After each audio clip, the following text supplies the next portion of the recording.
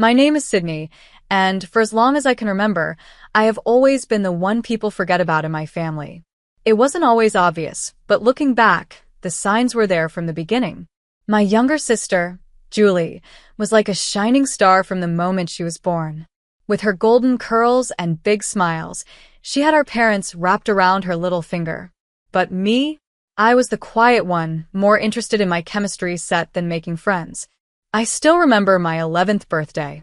I had been hoping for a new microscope and had been dropping hints for weeks. Instead, I got a frilly dress that made me look like a cupcake. But Mom, I hate dresses, I complained. Nonsense. You'll look just like Julie, she said, smiling, not understanding why I was upset. As we got older, the difference between us only grew. Julie moved through school easily, charming everyone with her looks and personality, while I focused on my books and science projects. One night at dinner, Mom excitedly said, "Did you hear? Julie has been nominated for prom queen." "That's great," I said, trying to sound happy. "I won first place in the science fair today." "Oh, that's nice, dear," Dad said, barely paying attention. Then he turned back to Julie. "So, princess, have you picked out your dress yet?" And that's how it always was. No matter how big my achievements were, they never seemed to matter as much as Julie's latest success, even if it was something small. My senior year, I worked for months on a project about sustainable biofuels for the state science fair. When they announced the winners, I couldn't believe it. First place goes to Sydney Jake. I was overjoyed. Finally, this was something my parents couldn't ignore, or at least that's what I thought. "That's great, honey," Mom said when I told her. But then she added, "We can't come to the award ceremony. Julie has a dance recital that day, and you know how important that is to her." And just like that, my big moment was forgotten. I watched as they fussed over Julie's costume and makeup while my trophy sat on a shelf, gathering dust. It was a hard truth to accept, but I was getting used to it. When college acceptance letters started arriving, I could barely hold in my excitement. A full scholarship to a top university, it was more than I ever hoped for. Mom, Dad. I got in. I ran into the living room, waving the letter. A full scholarship and everything. Mom looked up from her magazine. "That's nice, dear. Julie, didn't you say you needed help picking a prom dress?" Just like that, my big moment was ignored again. "But it's a full scholarship," I said again, my voice quieter this time. Dad patted my shoulder, without much thought. "Good job, kiddo. Julie, princess, let's go shopping. You can't show up to prom in just anything, right?" I watched as they all piled into the car, my acceptance letter crumpled in my hand. I was used to this feeling, but it still hurt. Even though my family didn't make a big deal about it, I packed my bags and left for college, with high hopes. For the first time, I was free from Julie's shadow, free to just be me. College was a fresh start. Suddenly, my love for science wasn't weird or boring. It was respected and even admired. I threw myself into my studies, determined to make the most of this opportunity. Meanwhile, Julie followed the path our parents had always imagined for her. She went to a local community college, more interested in parties than classes. "College is so hard," she whined during one of our rare phone calls. "I don't know how you do it, Sydney." I wanted to tell her that maybe if she spent less time partying and more time studying, she'd find it easier. But instead, I just gave her some vague encouragement and changed the subject. Then, in my second year, Julie dropped a big surprise. "I'm engaged," she squealed over the phone. "Paul proposed last night. Isn't it romantic?" Paul, her high school boyfriend. The same guy who once asked me if science was like really hard and stuff. "That's great, Julie," I said, forcing some excitement into my voice. "Have you set a date?" "We're thinking right after graduation," she gushed. "Oh, Sydney, it's going to be perfect. You'll be my maid of honor, won't you?" The wedding was exactly what you'd expect. Julie looked stunning, Paul looked uncomfortable in his tux, and I stood there in a frilly pink dress, smiling for the pictures. "Isn't this perfect?" Mom whispered to me during the reception. This is what every mother dreams of for her daughter. I wanted to ask if she had ever dreamed of anything for me, but I kept quiet. This was Julie's day, after all. I focused on my studies and later on my career, while Julie's life played out exactly how her parents had always dreamed. Within a year of her wedding, she had big news. "I'm going to be a grandmother." Mom squealed over the phone. "Oh, Sydney, isn't it wonderful?" I murmured a polite congratulations, already expecting the question that always followed. "When are you going to settle down, Sydney? When will you give us grandchildren?" 10 months later, Erica was born, a tiny bundle wrapped in pink, crying loudly. I flew home for the weekend, playing the role of the loving aunt while ignoring the not-so-subtle hints from my parents. "You know, Sydney," Dad said while bouncing Erica on his knee, "you're not getting any younger. Don't you want this for yourself?" I clenched my teeth and forced a smile. "I'm focused on my career right now, Dad." Mom shook her head. "Careers are fine, dear, but family is what really matters." I wanted to remind her that they had never cared much about my career before. But instead, I just smiled and changed the subject. 3 years later, Julie had another baby, Nick. Once again, I played the devoted aunt, all while dodging more questions about why I didn't have a family of my own. Meanwhile, I was making real progress in my career as a biotechnologist. The long hours and hard work paid off, and by the time I turned 31, I had been promoted to senior researcher. When I told my parents, their response was a distracted, "That's nice, dear," as they cooed over new pictures of Erica and Nick. Around this time, I decided to buy a house. While my coworkers spent money on fancy cars and vacations, I had been saving carefully. When I finally found the perfect place, a beautiful 2-bedroom house in a great neighborhood, I was beyond excited. "Mom, Dad, I bought a house," I announced during our next phone call. There was a long pause. "A house," Mom repeated. "By yourself?" "Yes, by myself," I said, my excitement fading a little. "It's a great investment but it's such a big house for one person," Mom interrupted. "What will you do with all that space?" I sighed. "I'll enjoy it, Mom. It's mine." "Well," she said, clearly unimpressed, "I suppose if that's what you want." Oh. "Did I tell you Erica lost her first tooth yesterday?" And just like that, the conversation shifted back to Julie and her kids. The months after I bought my house were busy with work and getting settled. I spent my free time decorating, making each room feel like home. During this time, I started noticing a change in my family. My parents didn't call as often, and when they did, something felt off in their voices. One evening, Mom called me. "Sydney, dear," she said in an overly sweet tone. "We're having a family dinner next week. You'll come, won't you? We need to talk." I agreed, but I had a bad feeling. In my family, "we need to talk" usually meant trouble. On the night of the dinner, I pulled into my parents' driveway, feeling uneasy. Julie's car was already there, and I could hear Erica and Nick laughing inside. Dinner was tense. My parents kept exchanging looks. Julie was unusually quiet, and her husband, Paul, kept clearing his throat like he wanted to say something but didn't. Finally, as we finished dessert, Dad cleared his throat. "Sydney, we need to talk about something important." Here comes, I thought. "What's up, Dad?" He glanced at Mom, who nodded as if encouraging him to continue.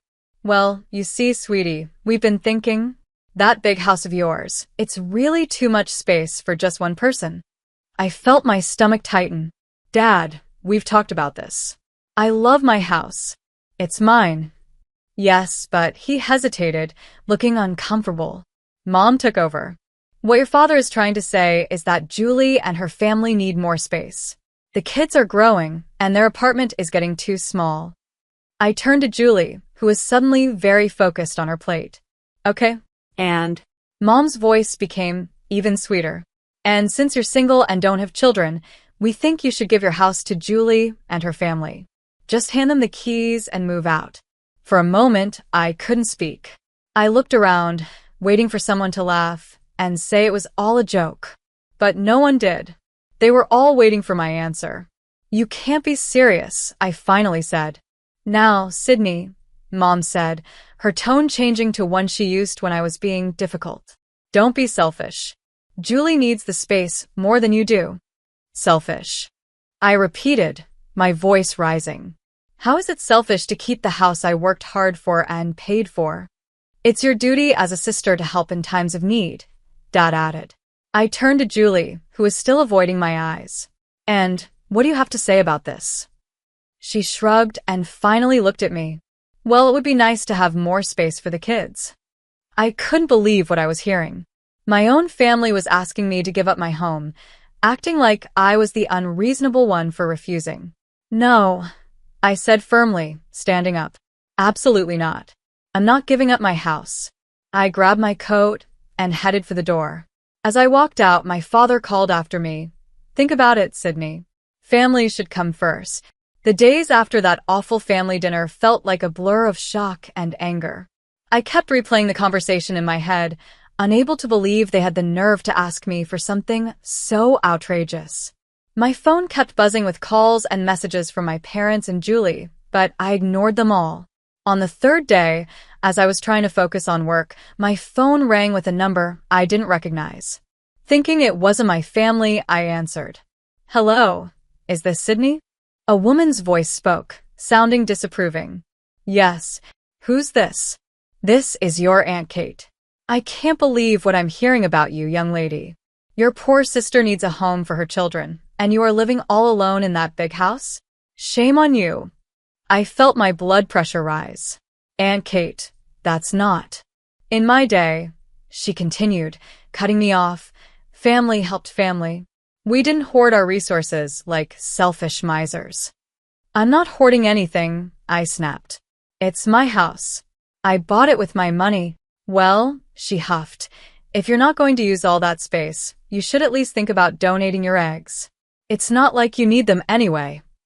I almost dropped the phone. Excuse me? You heard me, she said matter-of-factly. You're not getting any younger, you know. Tick-tock. I hung up without another word, my hands shaking with anger. How dare she? How dare any of them? But it didn't stop there. Over the next few days, my phone was flooded with calls and messages from relatives I hadn't spoken to in years. Each one had something to say about my house or my life choices. My great-aunt Anna left a voicemail. Sydney, dear, it's your great-aunt Anna. I just wanted to say, it's not too late to find a nice man and settle down. Then you'd need that big house. It was never-ending. Every time my phone buzzed, it was another guilt trip, another opinion I didn't ask for. I started dreading checking my phone, wincing every time it lit up. To escape, I threw myself into work, staying late at the lab just so I wouldn't have to go home to more messages. Then, one of those late nights, I got sick. Nothing serious, just a bad cold, but bad enough that my boss insisted I take a few days off to rest. So, there I was curled up on my couch with a box of tissues, feeling miserable, both physically and emotionally. My phone had finally been quiet for a few hours, and I was just starting to relax. Then I heard it. A noise at my front door. It sounded like someone was messing with the lock. My heart started racing.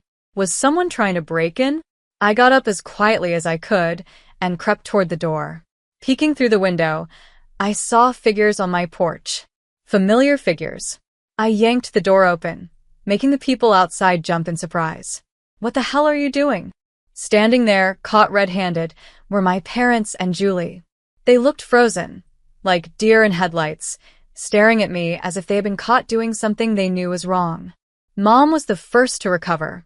Sydney, dear, we were just worried about you. You haven't been answering your phone. So, you decided to break into my house? I couldn't believe what I was hearing.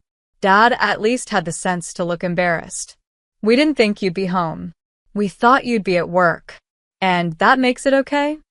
I was practically shouting now. What were you planning to do? Move Julie in while I was gone?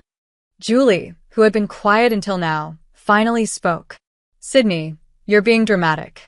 We were just going to wait for you to come home. Then, for the first time, I noticed the car parked behind them. It was loaded with boxes and furniture. My blood ran cold.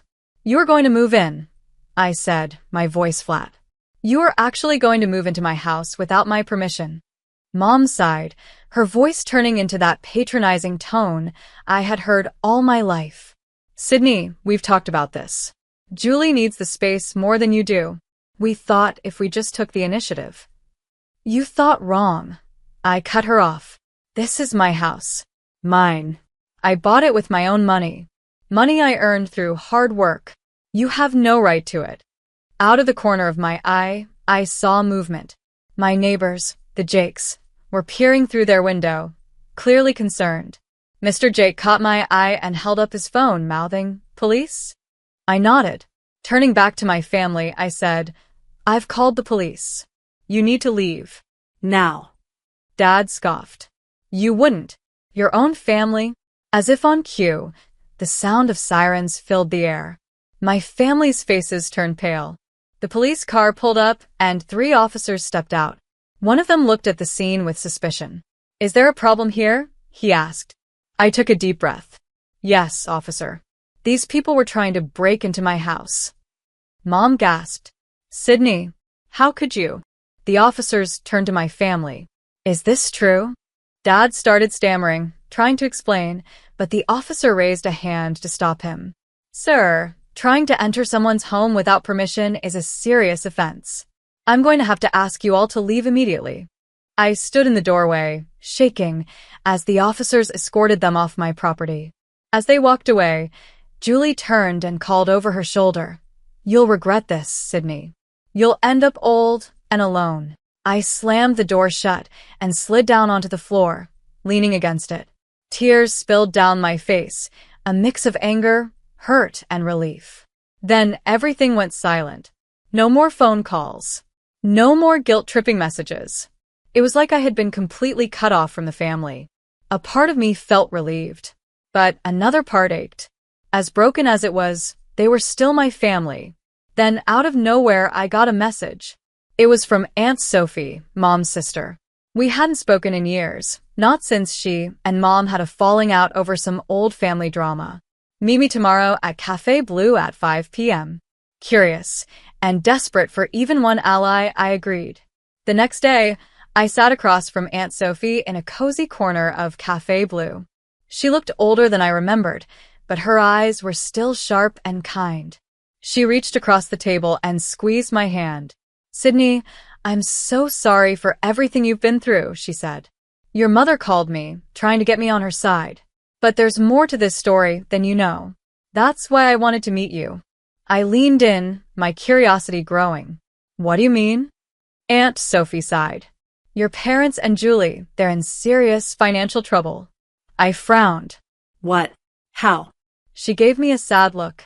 Julie and Paul have been living beyond their means for years. Expensive cars, designer clothes, fancy vacations, all bought with credit. I shook my head in disbelief. But why? How did it get this bad? "It's worse than that," Aunt Sophie continued. "Paul has a gambling problem. A serious one. He's been secretly draining their accounts for years." Everything started to make sense. The desperate attempt to take my house, the constant pressure from my parents. I swallowed hard. What about Mom and Dad? Aunt Sophie's face turned grim. They lost a huge amount of money in a pyramid scheme a few years ago. They've been struggling ever since. Their plan was to move in with Julie and Paul as soon as they got your house. I sat back, shocked. "How do you know all this?" I asked. Aunt Sophie sighed. "I work at the bank where they all have accounts," she explained. "I noticed some strange activity and started looking into it. When I confronted your mother about it, she cut me out of the family." My head was spinning. All this time, while I had been working hard and saving, my family had been digging themselves into a hole. And when things got bad, they tried to drag me down with them. "Sydney," Aunt Sophie said gently, "I know this is a lot to take in, but I think it's time we do something about this. If you're willing, I have an idea." The investigation begins.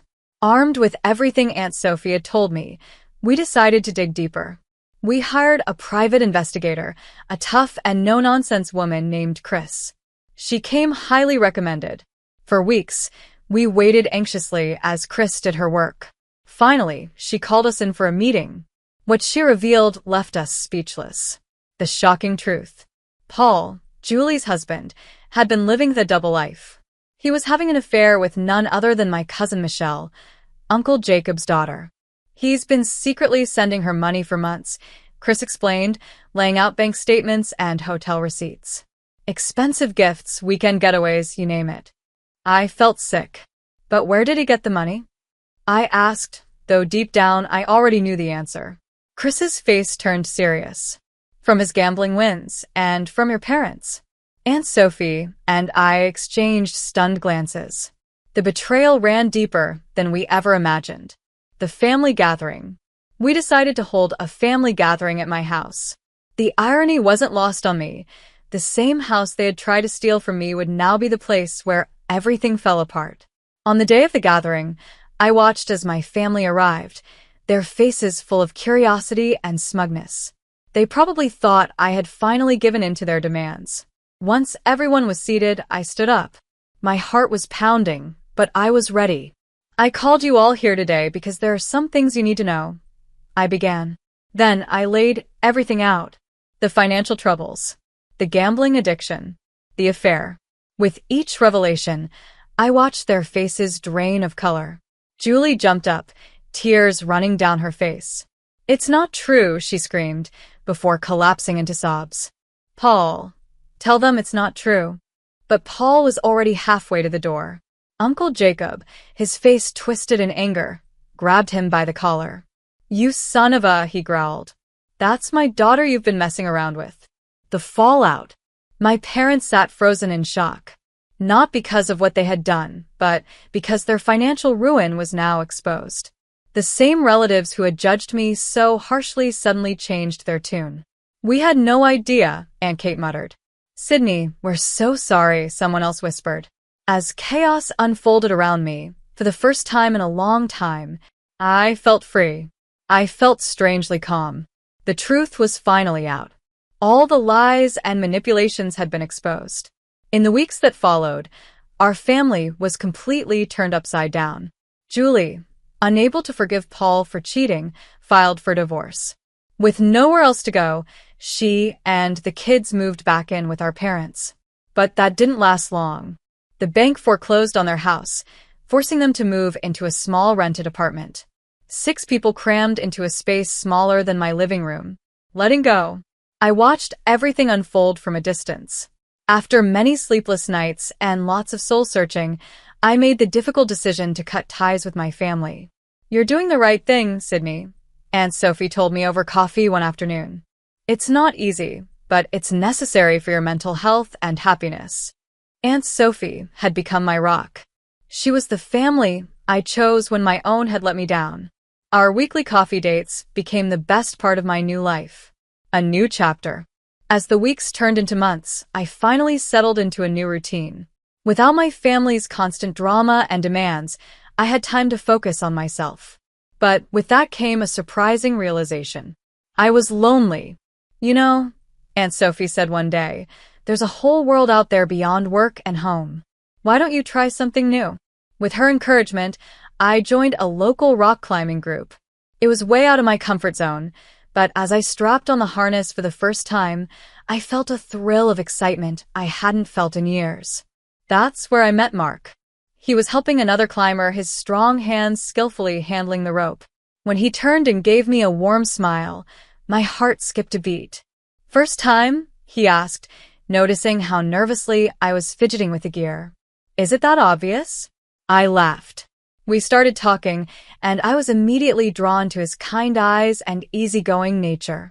As we chatted, I learned he was a wildlife photographer with a passion for capturing nature's beauty. For the first time in years, I felt truly happy. I felt a spark of excitement at the idea of a real relationship. Mark was kind, adventurous, and most importantly, he understood complicated family situations in a way few people did. We started dating, and our shared love for nature and understanding of family struggles brought us even closer. Before I knew it, we were talking about marriage, something I had once thought was impossible for me. A new kind of family. Through it all, Aunt Sophie remained my biggest supporter. She became the mother figure I had always wished for, but never had. One day, she sat me down, her eyes filled with emotion. Sydney, she said softly, I want you to know something. I've changed my will. I'm leaving everything to you. I hugged her, tears streaming down my face. I couldn't believe how much my life had changed. The path hadn't been easy, but it had led me to where I was meant to be. With Aunt Sophie's love, Mark's support, and a strength I never knew I had, I was finally ready to face whatever the future held.